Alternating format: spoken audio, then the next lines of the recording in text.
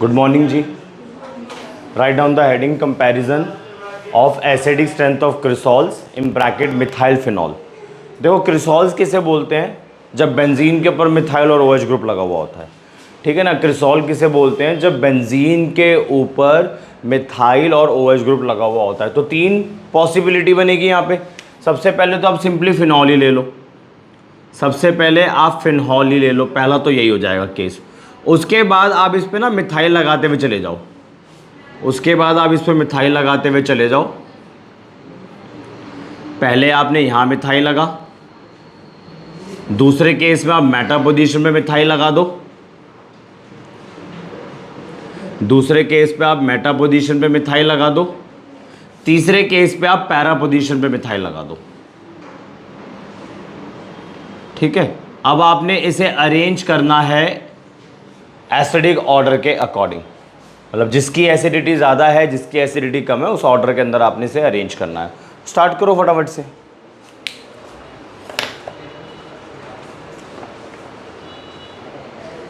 बड़ा सिंपल सा है, आपको लास्ट क्लास के अंदर पढ़ा। वैसे तो ये जो मिथाइल ग्रुप है ये हाइपर कॉन्जुगेशन इफेक्ट शो करता है।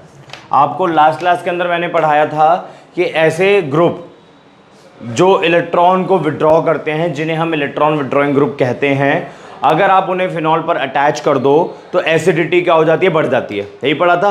और अगर आप इलेक्ट्रॉन डोनेटिंग ग्रुप जोड़ दो, किसके ऊपर? बेंजीन के ऊपर, I mean benzene containing OH group, तो एसिडिटी घट जाती है। तो आप इधर देखो एक बारी फटाफट से, सुन लो जरा। इसको ना कुछ एज्यूम कर लेते हैं, क्योंकि इतने बड़े बड़े स्ट्रक्चर तो हम बार बार नहीं बनाएंगे। इसको A बोल देते हैं, इसको B बोल देते हैं, इसको C बोल देते हैं और इसको D बोल देते हैं। ठीक है, आप ये देखो जो मिथाइल ग्रुप होता है ना वो हाइपर कॉन्जुगेशन इफेक्ट भी शो करता है। मिथाइल ग्रुप जो होता है वो हाइपर कॉन्जुगेशन इफेक्ट भी शो करता है। 11th क्लास के अंदर आप लोगों ने पढ़ा होगा हाइपर कॉन्जुगेशन इफेक्ट भी शो करता है। और क्या शो करता है? Inductive effect.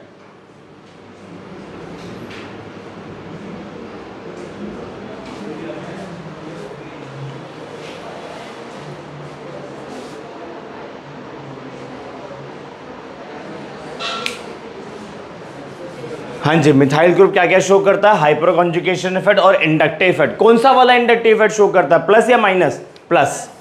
ठीक है, तो यहां लिख देते हैं प्लस आई इफेक्ट। ठीक है, यहां लिख देते हैं प्लस आई इफेक्ट। अब आप सोचो कि जो हाइपर कॉन्जुगेशन इफेक्ट होगा वो कौन सी पोजीशन पर ऑपरेट करेगा? ऑर्थो और पैरा पोजीशन पर ऑपरेट करेगा। तो यहां लिख देते हैं ये जो हाइपर कॉन्जुगेशन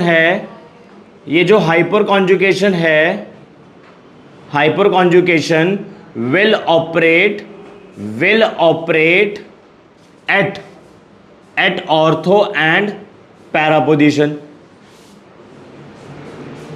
ठीक है ना, यानी कि जो हाइपर कॉन्जुगेशन है वो ऑर्थो और पैरा पोजीशन पर ऑपरेट करेगा, मेटा पोजीशन पे नहीं करेगा। Hyper conjugation will operate at ortho and para position but not at Meta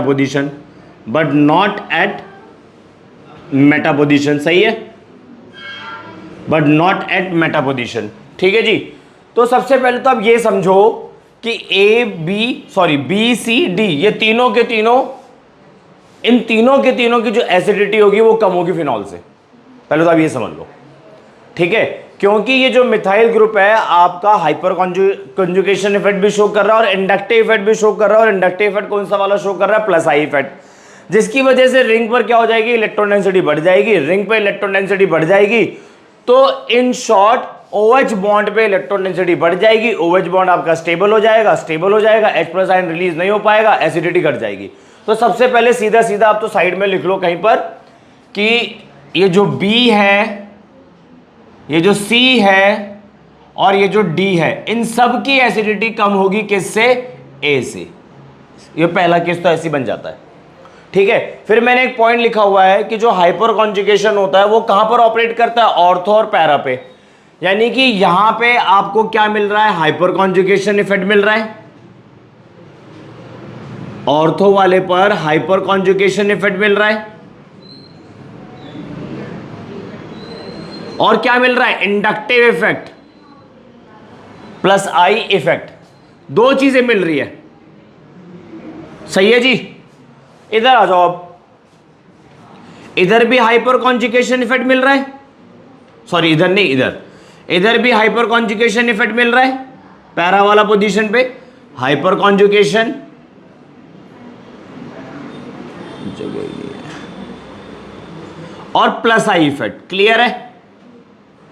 ठीक है, यानी कि इस वाले केस के अंदर और इस वाले केस के अंदर जो दो इफेक्ट्स है वो ऑपरेट कर रहे हैं और इसकी वजह से रिंग पे इलेक्ट्रोडेंसिटी बढ़ रही है तो एसिडिटी घट रही है। इसका मतलब बी और डी आपका कम एसिडिक हो जाएगा और इन दोनों से मेटा ज्यादा एसिडिक हो जाएगा, क्योंकि मेटा पे सिर्फ इंडक्टिव इफेक्ट ऑपरेट हो रहा है। मेटा वाले केस पे जो आपका मिथाइल ग्रुप है वो बस इंडक्टिव इफेक्ट शो कर रहा है, प्लस आई इफेक्ट शो कर रहा है। ठीक है, और यहां पे हाइपर कॉन्जुगेशन इफेक्ट भी हो रहा है, प्लस आई इफेक्ट भी हो रहा है, हाइपर कॉन्जुगेशन इफेक्ट भी हो रहा है, प्लस आई इफेक्ट भी हो रहा है, यानी कि इन दोनों की जो एसिडिटी है वो इस वाले से क्या हो जाएगी, कम हो जाएगी। तो इसको थोड़ा और कर लेते हैं, कौन सा है, बी और डी। तो बी और डी तो चले गए आखिरी में, अब मेटा आ गया आपका, सही है। अब बचाइए बी और डी। ठीक है, इधर देखो जरा, बी और डी को जरा ध्यान से देख लेते हैं। बी पे जो मिथाइल ग्रुप लगा हुआ है ऑर्थो पोजीशन पे लगा हुआ है, हाइपर कॉन्जुगेशन इफेक्ट भी ऑपरेट करेगा, प्लस आई इफेक्ट भी ऑपरेट करेगा।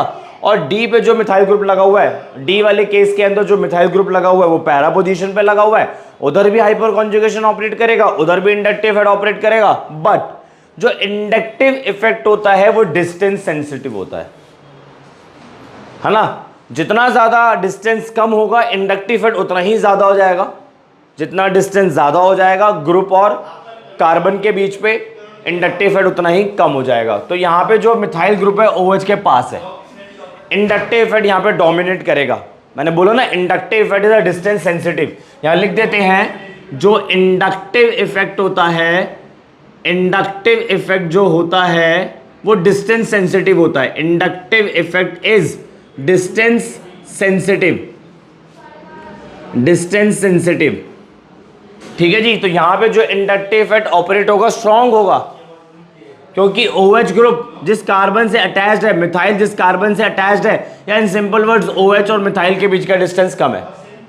बट इधर जो इंडक्टिव इफेक्ट होगा वो वीक होगा, इधर जो इंडक्टिव इफेक्ट होगा वो वीक होगा, क्योंकि देखो ना फंक्शनल ग्रुप और मिथाइल ग्रुप दूर चले गए तो फिर ये ज्यादा एसिडिक हो जाएगा, है ना। अब इन दोनों में तो सेलेक्ट करना है, तो आपका डी ज्यादा एसिडिक हो जाएगा, बी कम एसिडिक हो जाएगा, तो बी चला गया आखिरी में, डी उसके बाद, फिर मेटा जी आ गया, फिर आपका फिनॉल वाला आ गया। ठीक है जी, उतार लो फटाफट से।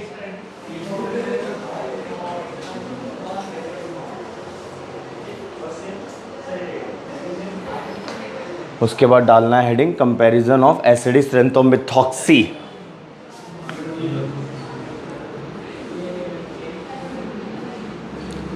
Comparison of acidic strength of methoxy phenols, methoxy and aminophenols, methoxy and aminophenols, methoxy and aminophenols।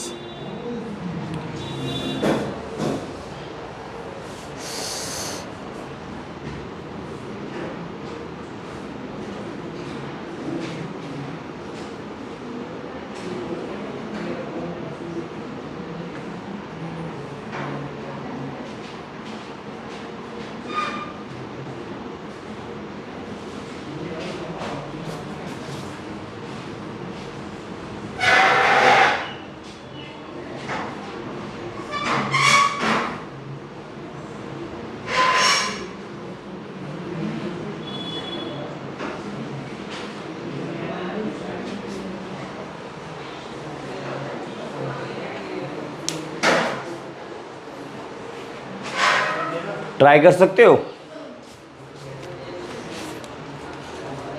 Difficult नहीं है। यही बात देखो, कॉन्सेप्ट लगाओ, इंडक्टिव इफेक्ट का कॉन्सेप्ट लगना है और आपका लगना है किसका, प्लस आर इफेक्ट। कोई डिफिकल्ट नहीं है।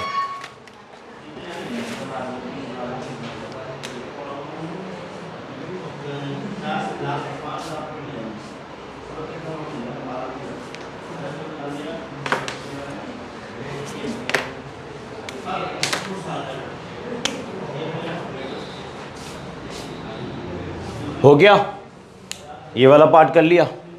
1 मिनट का टाइम दे रहा हूं, करो।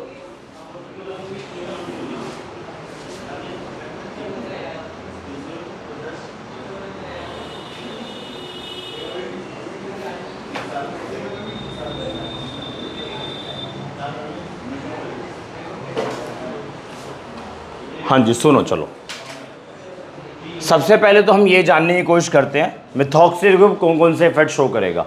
देखो जी, मिथॉक्सी के पास कौन है? ऑक्सीजन। ऑक्सीजन के ऊपर लोन पेयर है, यानी कि प्लस आर इफेक्ट शो करेगा। More over oxygen is an electronegative element, in fact second most electronegative element in the periodic table. जो ऑक्सीजन है वो आपका सेकंड मोस्ट इलेक्ट्रोनेगेटिव एलिमेंट है पीरियोडिक टेबल के अंदर, तो ये माइनस आई इफेक्ट भी शो करेगा। प्लस आर भी शो कर रहा है, माइनस आर भी शो कर रहा है। प्लस आर तो इलेक्ट्रॉन डेंसिटी भेजने का काम कर रहा है, माइनस आई इलेक्ट्रॉन डेंसिटी लेने का काम कर रहा है।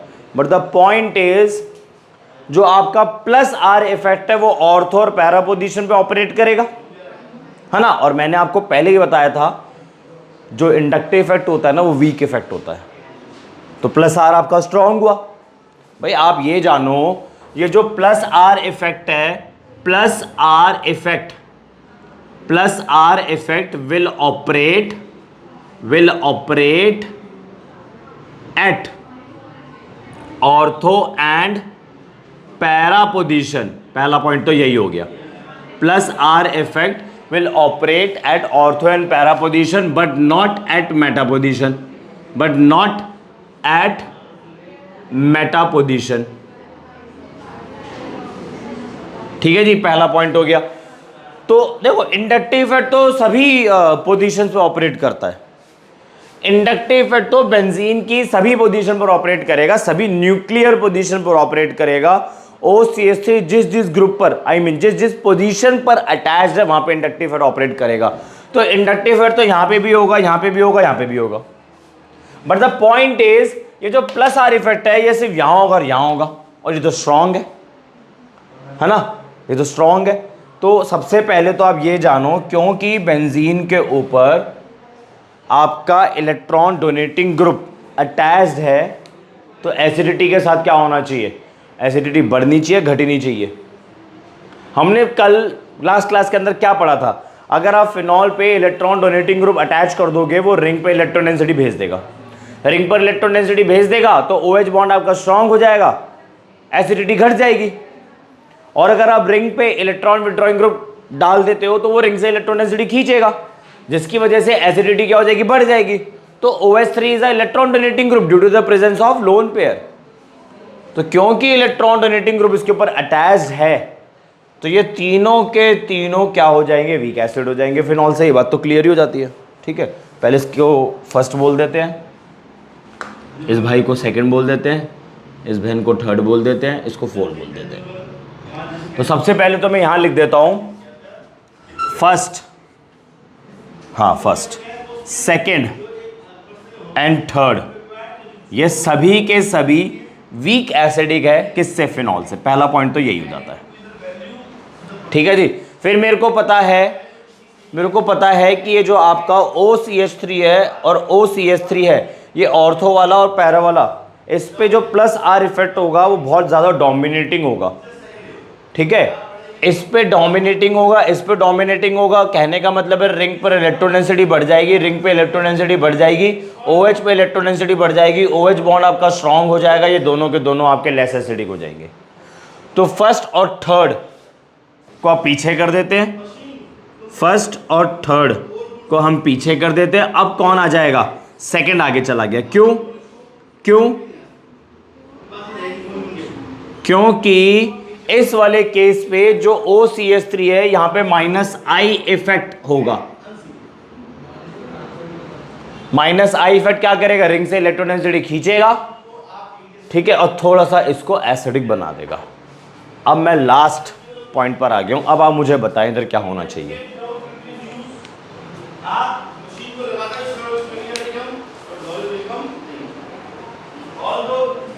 लास्ट पॉइंट पर आ गए हैं, अब आप बताएं क्या होना चाहिए। अब बस इसको अरेंज करना है ना, फर्स्ट और थर्ड को आपने बताना है इन दोनों में कौन ज्यादा एसिडिक होगा। थर्ड वाला, फर्स्ट वाला क्यों नहीं? तो उससे क्या होगा?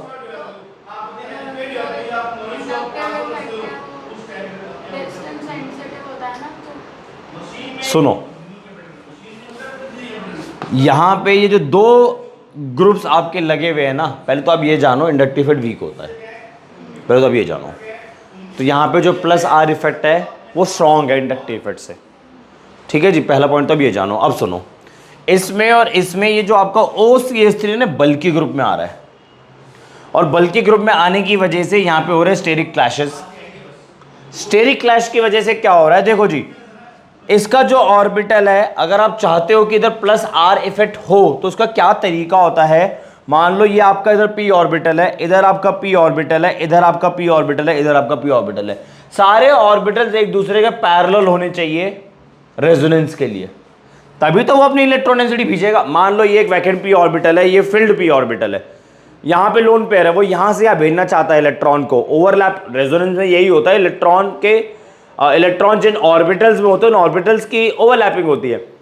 यहां ओवरलैपिंग हो जाएगी, यहां नहीं होगी।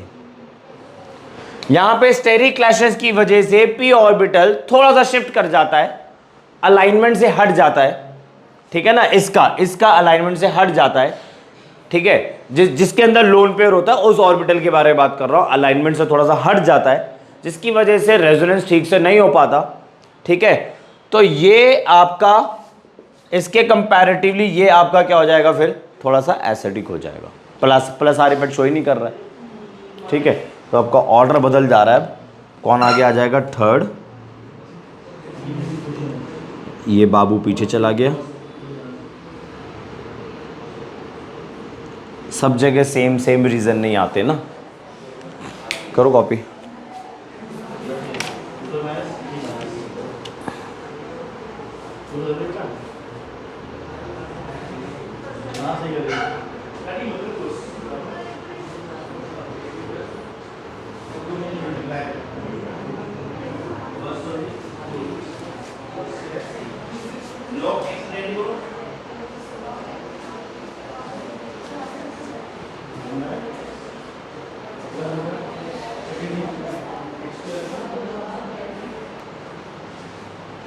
हाँ जी, एक छोटा सा रीजन लिख लो,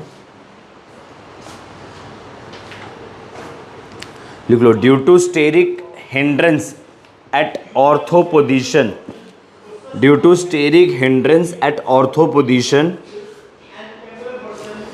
para orbital, due to steric hindrance at ortho position para orbital containing the lone pair of electrons,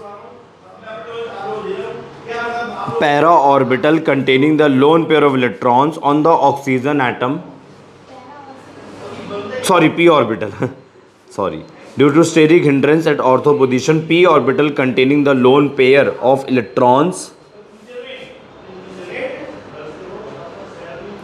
lone pair of electrons on the oxygen atom of the CH3 group, OCH3 group, due to steric hindrance at ortho position, p orbital containing the lone pair of electrons on the oxygen atom of the OCH3 group is displaced little out of the plane, is displaced little out of the plane,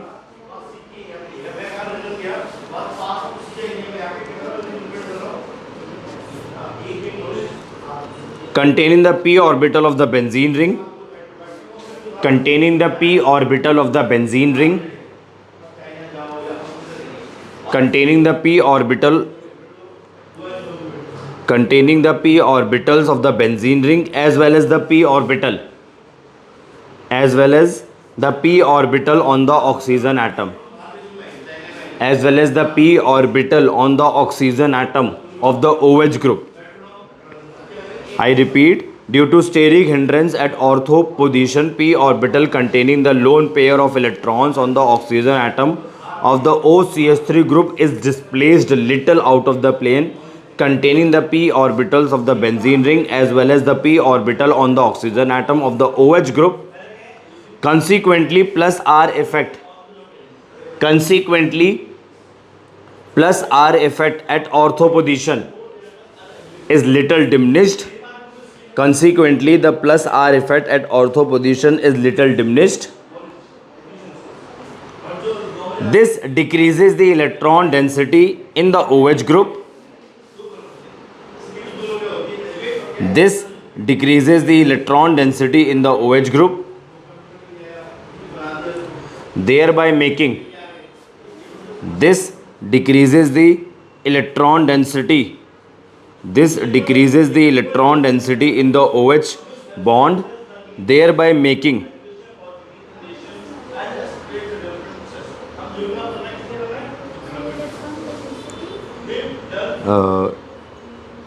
consequently plus R effect at ortho position is little diminished, full stop. This decreases the electron density in the OH bond, thereby making orthomethoxyphenol little more acidic. Orthomethoxyphenol little more acidic than the corresponding para isomer, thereby making orthomethoxyphenol little more acidic than the corresponding para isomer, thereby making orthomethoxyphenol little more acidic than the corresponding para isomer. बस बाकी तो हमने कर ही लिया. चलो जी next heading डालो. Next heading ना इसी में चल रहा है अभी, तो इसी में बहुत कुछ है. हमने अभी तो मिथॉक्सीफिनॉल देखा है, अमीनोफिनॉल भी तो देखना है. अभी तो हमने मिथॉक्सीफिनॉल ही देखा है, अमीनोफिनॉल भी देखना है. तो चलो स्ट्रक्चर बना लेते हैं.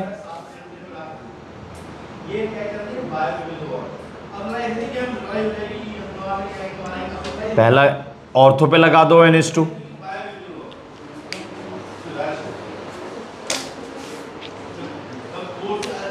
ऑर्थो पे NH2 लग गया. फिर आप मेटा पे लगा दो NH2, फिर आप मेटा पे लगा दो NH2, फिर आप पैरा पे लगा दो NH2, फिर आप पैरा पे लगा दो NH2. उसके बाद आप फिनॉल लगा दो. आपने इसे अरेंज करना है और मुझे लगता है आपसे हो जाना चाहिए. चलो ट्राई मारो एक बारी. 1 मिनट का समय दे रहा हूँ.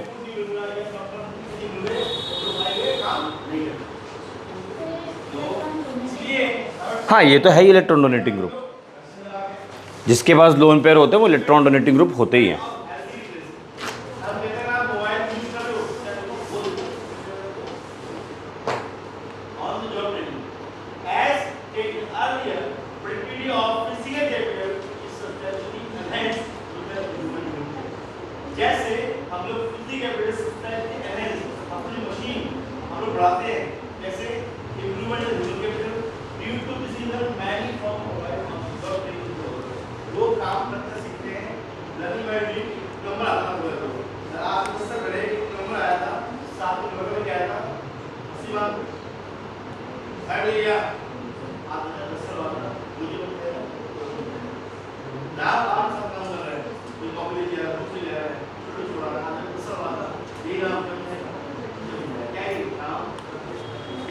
चलो जी करें स्टार्ट.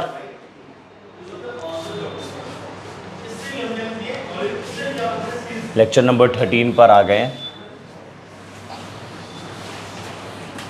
सबसे पहले मिथाइल के बारे में थोड़ा सा लिख लेते हैं. सॉरी अमाइन के बारे में, NH2 ग्रुप के बारे में. ये जो आपका NH2 ग्रुप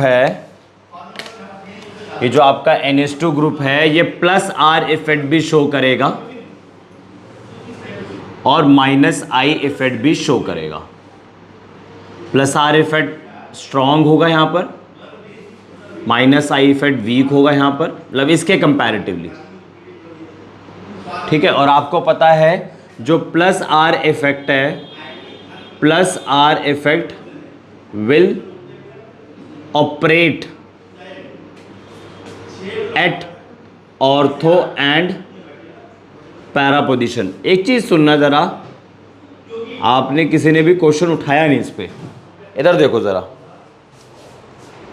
मैंने बोला कि प्लस आर इफेक्ट ऑर्थो और पैरा पे ऑपरेट करता है, मैंने बोला मेटा पे नहीं करता है। तो इसके हिसाब से यहाँ पे सिर्फ इंडक्टिव इफेक्ट होना चाहिए, और ये तो रिंग इलेक्ट्रोनेसिटी खींचेगा तो इसकी एसिडिटी फिनॉल से ज़्यादा हो जानी चाहिए। नहीं समझे मेरा पॉइंट? मैंने आपको बोला कि plus R effect ortho para position पर ऑपरेट करता है, मेटा पे नहीं करता, मैंने ये बोला। तो मिथाइल यहाँ पे लगा हुआ प्लस आर ऑपरेट करेगा यहाँ पे, और प्लस आर इफेक्ट स्ट्रॉन्ग है इंडक्टिव इफेक्ट के कंपैरेटिवली, इलेक्ट्रोडेंसिटी बढ़ जाएगी, घट जाएगी एसिडिटी। इधर इलेक्ट्रोडेंसिटी बढ़ जाएगी, घट जाएगी एसिडिटी। यहाँ पे तो प्लस आर इफेक्ट हो ही नहीं पा रहा है, प्लस आर इफेक्ट हो नहीं पा रहा है, तो यहाँ पे सिर्फ बचा minus I effect. Minus I effect तो इलेक्ट्रोडेंसिटी खींचेगा तो इसकी एसिडिटी इससे कम हो जानी चाहिए, ओ सॉरी ज़्यादा हो जानी चाहिए ना, हमने तो कम बोली हुई है।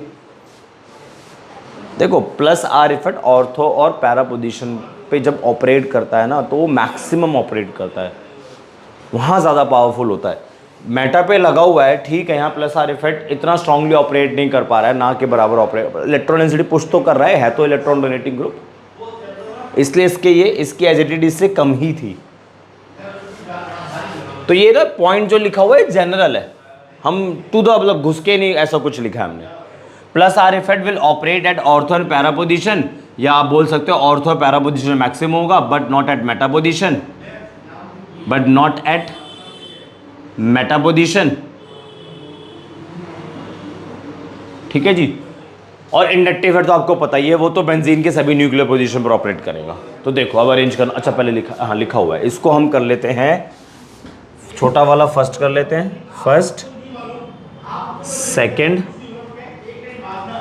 थर्ड फोर्थ, ठीक है। चलो तो आपका electron donating group electron density बढ़ जाएगी बेंजीन रिंग के ऊपर, जिसकी वजह से OH बॉन्ड पे भी इलेक्ट्रॉन डेंसिटी बढ़ जाएगी। OH बॉन्ड आपका स्टेबल हो जाएगा, ये तीनों के तीनों आपके क्या हो जाएंगे, कम एसिडिक हो जाएंगे फिनॉल से, ठीक है ना। बॉन्ड ही नहीं टूटेगा, OH बॉन्ड ही नहीं टूटेगा। तो हम लिख लेते हैं फर्स्ट सेकंड और थर्ड, ठीक है। इनकी एसिडिटी कम है किससे, फोर्थ वाले से, यानी कि फिनॉल ज्यादा एसिडिक है, ठीक है। अब इन तीनों में कंपैरिजन स्टार्ट करते हैं। तो इन तीनों में वही कंपैरिजन आ गया, इधर प्लस आर इफेक्ट है, इधर प्लस आर इफेक्ट है, माइनस आई भी है इधर, but plus R effect strong है माइनस आई से। इधर आपका माइनस आई स्ट्रॉन्ग है, इधर आपका प्लस आर और माइनस आई, और मैंने बताया प्लस आर स्ट्रॉन्ग है, ठीक है। यहां लिख देते हैं एक point, plus R effect is strong then minus I effect, यहां लिख देते हैं। तो अब जाहिर सी बात है, क्योंकि यहां पे प्लस आर इफेक्ट स्ट्रॉन्ग है, यहां पे प्लस आर इफेक्ट स्ट्रॉन्ग है, तो फर्स्ट और सेकंड क्या हो जाएगा, ज्यादा वीक एसिडिक हो जाएगा, या आप कह सकते हो रिंग पे इलेक्ट्रॉन डेंसिटी ज़्यादा हो जाएगी, जिसकी वजह से OH बॉन्ड पे इलेक्ट्रॉन डेंसिटी ज़्यादा हो जाएगी। OH बॉन्ड आपका स्टेबल हो जाएगा, OH बॉन्ड डिसोशिएट करके H+ आयन आसानी से नहीं देगा। तो ये और ये आपके क्या हो गए, वीक एसिडिक। तो इसको थोड़ा अरेंज करेंगे, तो फर्स्ट और थर्ड तो अब पीछे चले गए हैं, सेकेंड आगे आ गया है, देन फोर्थ। इतना क्लियर है? लास्ट देख लो। अब फर्स्ट और सेकंड को देखो, आपने भी थोड़ी देर पहले बोला था यहां पे लग जाएगा इंडक्टिव इफेक्ट, बल्कि ग्रुप वाला कॉन्सेप्ट नहीं लग पाएगा, छोटा ग्रुप है उसके कंपैरेटिवली, ठीक है। और आप खुद देखो, एक तो ऑक्सीजन अकेला छोटा, सॉरी ऑक्सीजन इधर बड़ा, नाइट्रोजन छोटा, वहां कार्बन के साथ बड़ा सा मिथाइल ग्रुप लगा हुआ है, यहां तो नाइट्रोजन से ही 2 हाइड्रोजन लगे हुए हैं, ठीक है। इधर इंडक्टिव इफेक्ट की कहानी आ जाएगी, ठीक है। आपने ही बोला था इंडक्टिव इफेक्ट डिस्टेंस सेंसिटिव होता है, तो यहाँ पे जो देखो प्लस आर इफेक्ट इधर भी हो रहा है, प्लस आर इफेक्ट इधर भी हो रहा है, बट यहाँ पे जो इंडक्टिव इफेक्ट है डिस्टेंस सेंसिटिव है। नाइट्रोजन आपका अच्छा खासा इलेक्ट्रोनेगेटिव एलिमेंट है, third most electronegative element in the periodic table, जिसकी इलेक्ट्रोनेगेटिविटी की वैल्यू 3 होती है। तो ये रिंग से इलेक्ट्रॉन डेंसिटी थोड़ी ज़्यादा पुल कर लेगा, ये कम पुल करेगा, ठीक है। तो ये आपका क्या हो जाएगा, वीक एसिडिक, ये आपका हो जाएगा ज़्यादा एसिडिक, तो पैरा पीछे चला जाएगा, थर्ड है ना ये।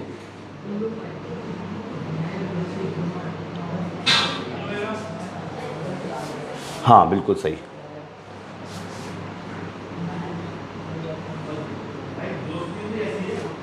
ठीक है जी। आगे सुनो, यही लिख देता हूं। मान लो आपको इसे कंपेयर करना है, नंबर 1, आपने इसे कंपेयर करना है, नंबर 2, और फिनॉल को कंपेयर करना है। मैं लिख देता हूं यहां पे मेटा अमीनोफिनॉल,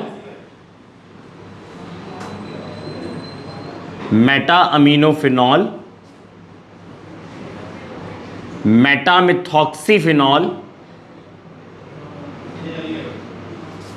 और फिनॉल।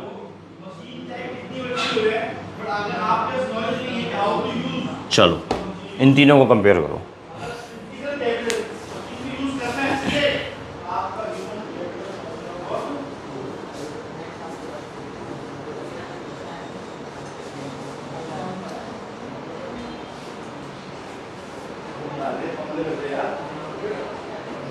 इंडक्टिव का कॉन्सेप्ट लगा दो।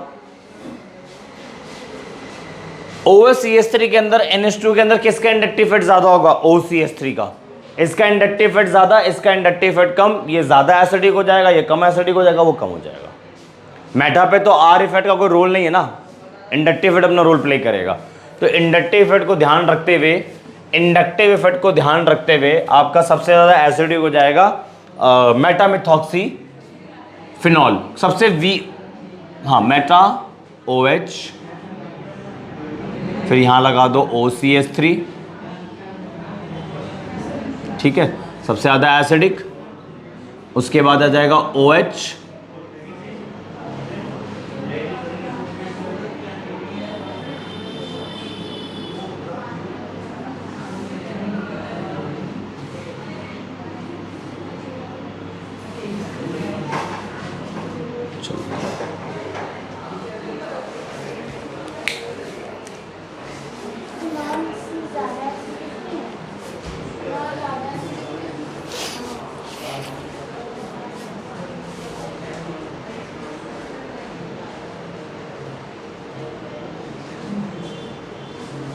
कंपैरिजन सिर्फ इसका ही करना था, हमने फिनॉल लिख दिया फालतू का, सिर्फ इसका ही कंपैरिजन करना था। चलो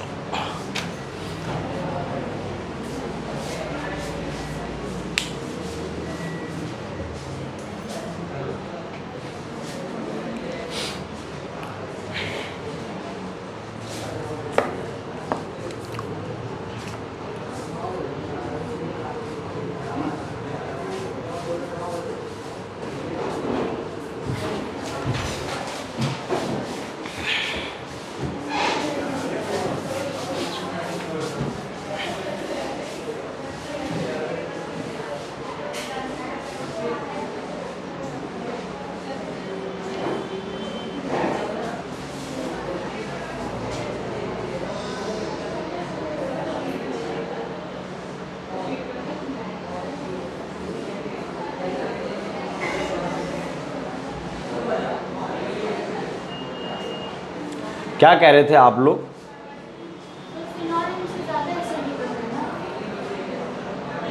क्यों? फिनॉल तो कम ही होगा ना।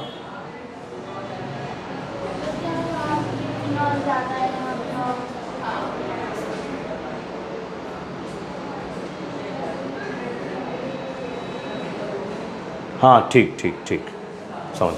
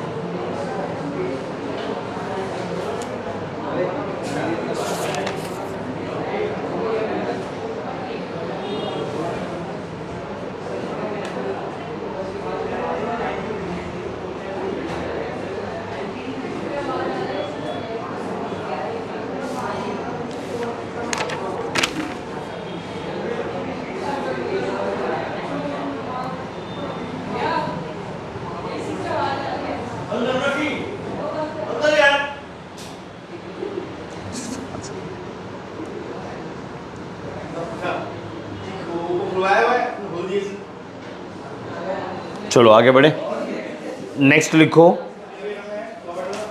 Comparison of the acidic strength of हेलोफिनॉल्स।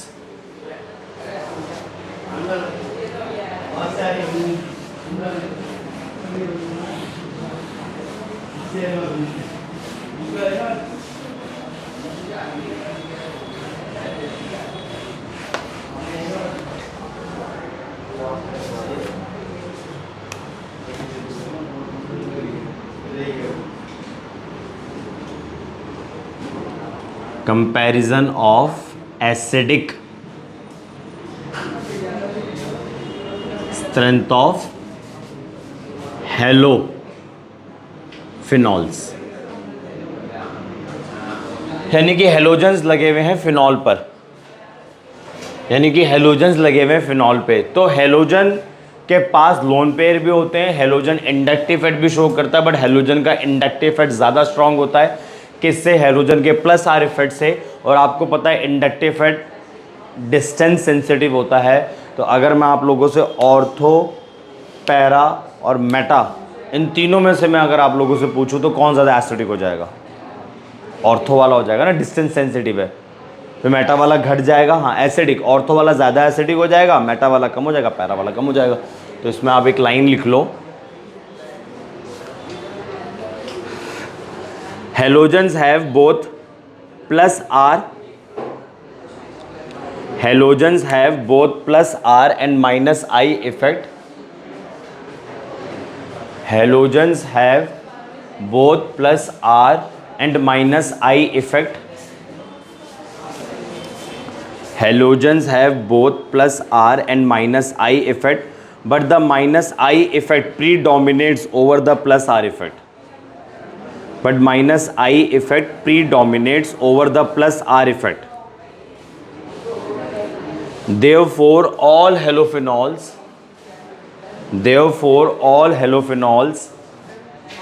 except parafluorophenols, therefore all halophenols except पैराफ्लोरोफिनॉल को छोड़कर, except parafluorophenols are more acidic than phenol itself, ऐसा होता है जी, जो हेलोजन होता है आपका, प्लस आर इफेक्ट भी शो करता है, जो हेलोजन होता है वो प्लस आर इफेक्ट भी शो करता है, और बट इधर वीक होता है। माइनस आई इफेक्ट भी शो करता है, बट इधर स्ट्रांग होता है, ठीक है। और हमें पता है जो इंडक्टिव इफेक्ट होता है,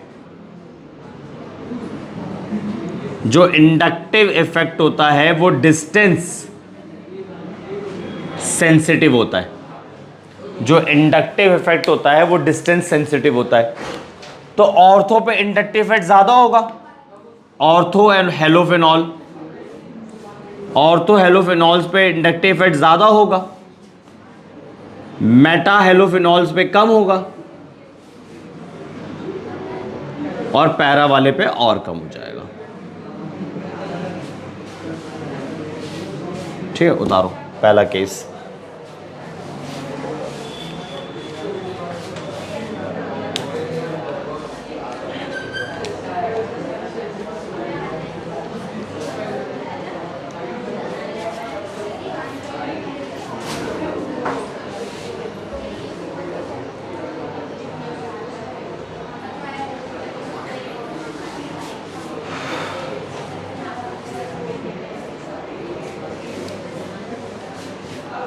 अब सुनो, एक लाइन आपको लिखवाई थी ना कि ऑर्थो हेलोफिनॉल, मेटा हेलोफिनॉल और पैरा हेलोफिनॉल सभी के सभी ज़्यादा एसिडिक होते, किससे, फिनॉल से, ठीक है, फिनॉल से, एक्सेप्ट पैरा नहीं, ऑर्थो हेलो क्या लिखवाया था उससे, है ना। क्या रीज़न होता है उसका, मतलब हेलोफिनॉल्स की, सॉरी हेलोफिनॉल्स नहीं, फ्लोरोफिनॉल्स की ये एक्सेप्शंस क्यों आ रही है। तो लिखो, इसमें 2 लाइंस लिखो। However, in case of parafluorophenols, however, in case of parafluorophenols, because of almost identical sizes, because of almost identical sizes of 2p, because of almost identical sizes of 2p orbitals of carbon and fluorine, because of almost identical sizes of 2p orbital of carbon and fluorine,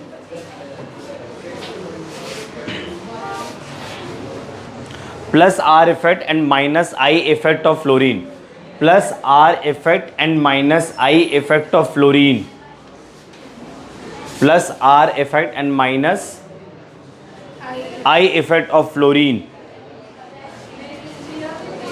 almost balance each other, almost balance each other,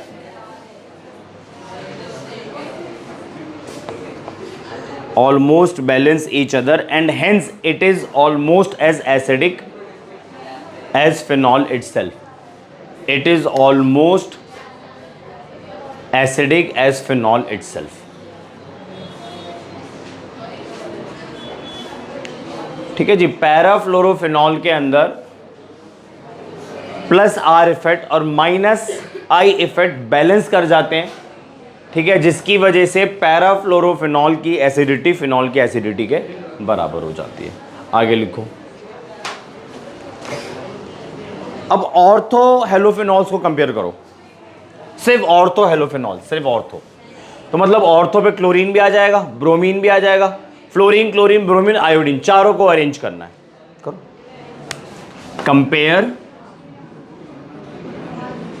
compare acidity of ortho halophenols, compare acidity of ortho halophenols, इसको compare करना है।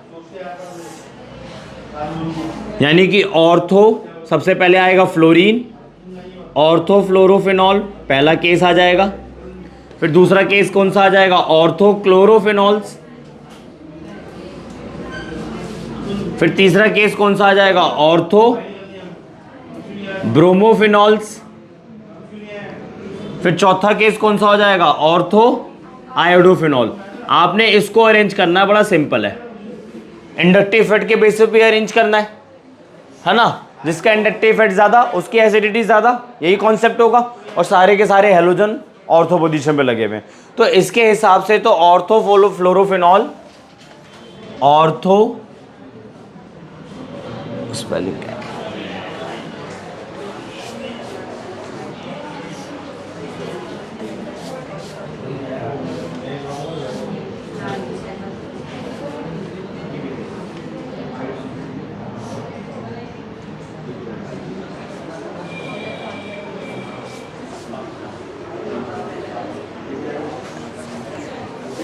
ठीक है।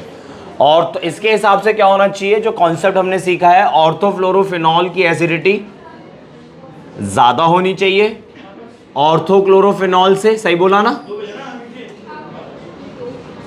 फिर इसकी acidity और कम होनी चाहिए ऑर्थोब्रोमोफिनॉल, और लास्ट में आना चाहिए ऑर्थो आयोडोफिनॉल, यही होना चाहिए ना, बट रॉन्ग है, एक्सेप्शन है यहाँ पे, बस इसी की एक्सेप्शन है। ऑर्थोफ्लोरोफिनॉल के अंदर हो जाती है इंट्रामोलिकुलर हाइड्रोजन बॉन्डिंग, है ना, और फ्लोरीन एक ऐसा एलिमेंट है, इन सभी में क्लोरीन हाइड्रोजन बॉन्डिंग थोड़ी ना बनाता है, ब्रोमीन भी हाइड्रोजन बॉन्डिंग नहीं बनाता, आयोडीन भी हाइड्रोजन बॉन्डिंग नहीं बनाता, कौन बनाता है, फ्लोरीन। वहां पे हो जाती है इंट्रामोलिकुलर हाइड्रोजन बॉन्डिंग, और इंट्रामोलिकुलर हाइड्रोजन बॉन्डिंग की वजह से जो ऑर्थोफ्लोरोफिनॉल है वो आपका स्टेबलाइज हो जाता है, H+ आयन रिलीज नहीं हो पाएगा, एसिडिटी कम हो जाएगी, ये पूरा का पूरा उठ के आखिरी में चला जाता है। तो सबसे ज्यादा एसिडिक होगा ऑर्थोक्लोरोफिनॉल, सबसे ज्यादा एसिडिक होगा ऑर्थोक्लोरोफिनॉल,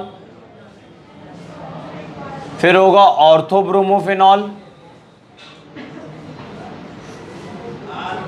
फिर होगा ऑर्थो आयोडोफिनॉल,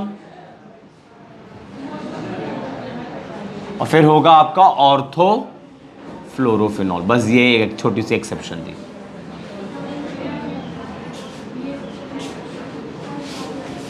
ठीक है, यहां लिख देते हैं ड्यू टू दी इंट्रा